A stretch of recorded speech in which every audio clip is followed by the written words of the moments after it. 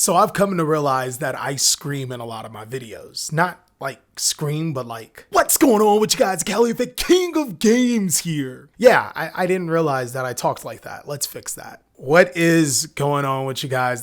No, I'm just playing with you guys. What's going on with you guys? TheCaliEffect, king of games here. And today, we're going to be talking about rogue decks that can win in this meta. The Yu-Gi-Oh meta is combo this, combo that, stop combos. What about the decks that can compete, that can possibly do either or just have really good matchups? In this video, not only will I be detailing some of the decks that you could be playing in this particular meta, I'll also explain to you why they are good strategies and why you should consider picking them up if you don't already have them. So of course, if you want to see more videos like this, then be sure to destroy that subscribe button, but also be sure to hit that notification bell because, well, we just too strong. We are so close to 100,000 subscribers. I am excited, shaking in my boots right now on how close we are. It'd be amazing if we could eclipse that goal sooner than later. But now that we have all of that out of the way, let's jump on in so we can talk about these amazing rogue Yu-Gi-Oh decks. Decks.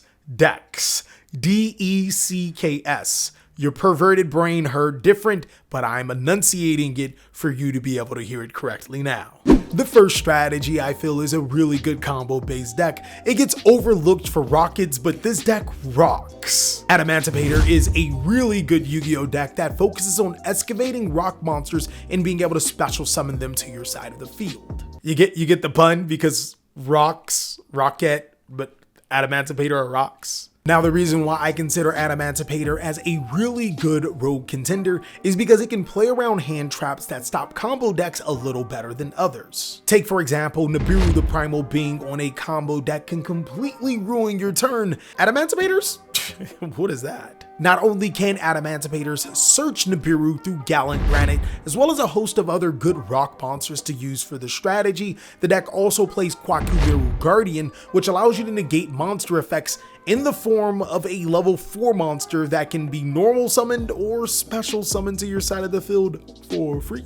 Adamantipaters can also play a Prank Kids engine, being able to make Prank Kids Battle Butler to Raigeki your opponent's board twice. That's really good against certain combo decks. This is all while having true negation cards like Crystal and Synchro Dragon, cards that can actually negate the activation of a card effect and destroy it, but Adamantipatr actually has more to it, using Kriston Aquafibrix to his fullest potential, summoning Formula Synchron to the side of the field, and can synchro off with the Crystalling on your opponent's turn for Satellite Warrior. This is a synchro deck, and you put synchros in the graveyard. Satellite Warrior, that could be a lot of cards destroyed. Antipater is a rock solid Yu-Gi-Oh deck that you should strongly consider. I think it's one of the better combo decks that sometimes just get forgotten, but I think if you play it right, you unearth a really good strategy.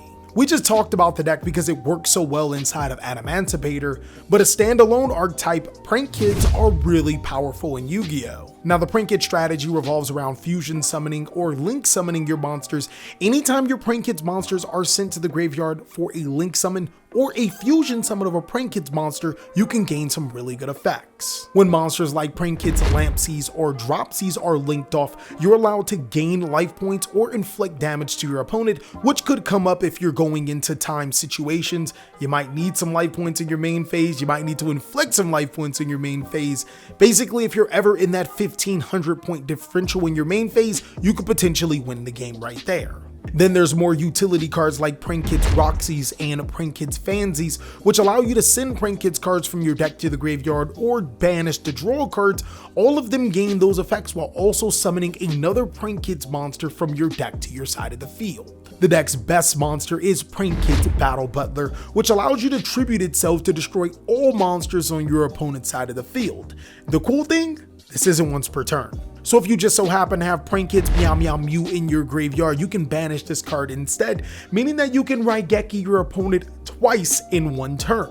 Good luck being able to pull off all of the combos you want to pull off with Prank Kids Battle Butler being able to nuke your board twice. This deck may be Prank Kids, but is not fooling around. Now, we already know what one of the strongest decks in Yu-Gi-Oh! Is. It has to go to Salamangreat, one of my favorite decks in Yu-Gi-Oh! Because it's just so good. Or great. The Salamangreat strategy is our first mid-range based Yu-Gi-Oh! Deck. Basically what I mean, it's a deck that can combo, but also plays control. You want to summon your Salamangreat monsters and eventually link them into Salamangreat Sunlight Wolf, which allows you to add fire monsters from your graveyard to your hand when a monster is summoned to its link arrow, as well as add Salamangreat spell cards from your graveyard to your hand just for existing as a second summon Salamangreat Sunlight Wolf. This pretty much gives you the control aspect, as you can keep recycling monsters like Ash Blossom and Joyous Spring to your hand, it's a fire monster, and also get trap cards like Salamangreat Rage and Roar to your hand to be able to disrupt your opponent. And now that you have all of the control elements of Salamangreat down, let's move to the combo portions. This deck is one of the few decks that can make a 5300 attack access code talker that can attack twice and destroy up to 3 cards on your opponent's side of the field. Sometimes this can be completely done with one Yu-Gi-Oh! Card inside of the Salamangreat strategy, so while it does control the board, it always has the opportunity to push for 10,600 damage and end the game. If you are too strong, you already recognize Salads as one of the strongest decks in Yu-Gi-Oh! This is just the information you need to know about how Salamangreat are a strong rogue contender inside of this format. Now, this deck doesn't seem to get a lot of attention, even though I think that it's a really good deck. Altergeist can guide their way into the Yu-Gi-Oh! Meta because they have ways to prevent you from negating them. The Altergeist strategy is a control Yu-Gi-Oh! Deck that's based off of activating trap cards so you can trigger the effect of your Altergeist Multifaker, and then a decision tree goes from there. Altergeist Multifaker can summon powerful monsters like Altergeist Silquitos, which allows you to bounce a card on your opponent's side of the field and get the Multifaker back into your hand, but it can also summon more subtle monsters like Altergeist Conqueree or Altergeist Meluseek, which searches other Altergeist monsters. This may not seem necessarily powerful on its own, but keep in mind I just said all you have to do is activate a trap card, which means that you're probably already disabling your opponent with the trap card and you gain free advantage. That, and seeing that Infinite Impermanence is back into the meta, imagine being able to summon 2 monsters to your side of the field just because you impermed an opponent's monster effect. We still haven't even gotten to the juicy part about Altergeist. We've just talked about activating trap cards and resolving Altergeist Multifaker. The juicy part about Altergeist is that you can't negate the Altergeist card effects while they can negate your card effects. Altergeist Protocol allows you to tribute an Altergeist monster on your side of the field to negate the activation of effect monster and destroy it, but the cool thing about it is that your opponent can't negate your Altergeist monster effects. That is very annoying. Now, Altergeist's most powerful card is Altergeist Hextia. This card not only allows you to gain attack by pointing it to an Altergeist monster, it can also negate the activation of a spell or trap or spell or trap effect by tributing an Altergeist monster. Also, when it's sent from the field to the graveyard, it allows you to get an Altergeist card from the deck to the hand. Talk about a pretty good boss monster. Altergeist is a very powerful rogue deck that is still getting future support. I think that it is a fine pickup if you decided to play an Altergeist monster, especially since you have options between Pot of Extravagance or Pot of Prosperity if you're a big buck bowler. I think this is a very fine deck to play. And the last strategy that we're going to talk about is a strategy that players feel got snubbed out of the top contending meta. I still think that it's really good, which is why I'm putting it in rogue decks that can beat the meta. It's Tri-Brigade. Now, Tri-Brigades are a series of Beast, Beast Warrior, and Winged Beast monsters. We like to call them the BBWs because I like my girls BBW.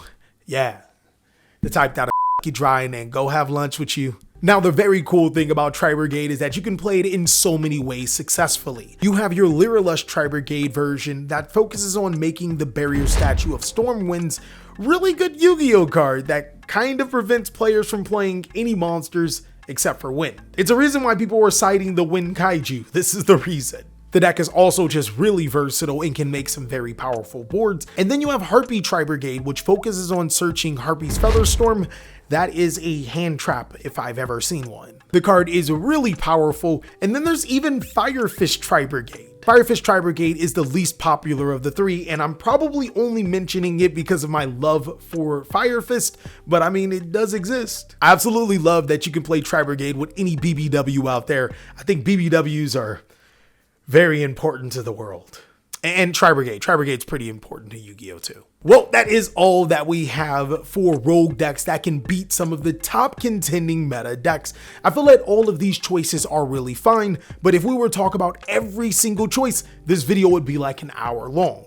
So of course I'm gonna need your help. I'm gonna need you to post down below in the comment section what are some other great rogue decks, as well as check out these videos. Also be sure to hit that subscribe button so we can get to 100,000 subscribers, and I'll catch you guys on the next video.